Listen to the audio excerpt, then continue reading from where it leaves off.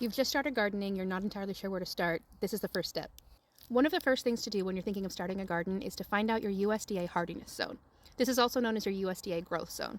What this is going to tell you is the average winter temperatures and the average first and last frost date for your area, and that is key to planting any garden, to figuring out what's going to grow. This is going to tell you what's going to grow successfully in your climate. It's going to help you pick the best plants for your beginner garden.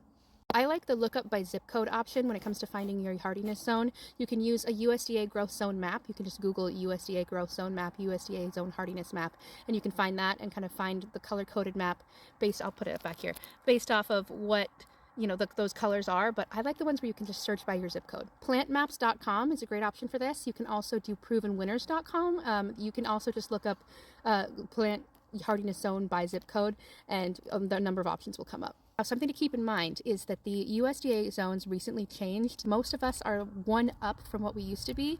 I used to be in zone 5B/6A, and now the USDA zones are saying that I'm more in zone 6B. I'm going to challenge that a little bit because 6A is more where my temperatures get regularly. So keep that in mind if you're living in a colder zone. You might want to, just to be safe, bump back one zone on the 2023 chart. We're still catching up in terms of plant labels and things like that. So I go based off of 6A because the lowest winter temperature is going to be in that realm of -10 to -5 degrees Fahrenheit. A big key that you're going to learn from this is your average first and last frost date.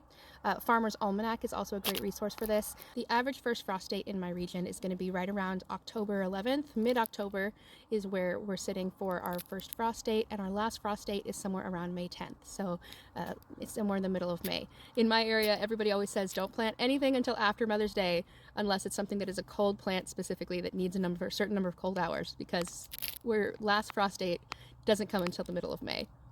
Once you know your USDA hardiness zone, you are well on your way to starting your beginner garden. Congratulations, you now have the knowledge you need to pick plants that are going to grow successfully in your area. If you are thinking of starting a food forest, you're also going to want to know about ecoregions, but I can make a separate video on that.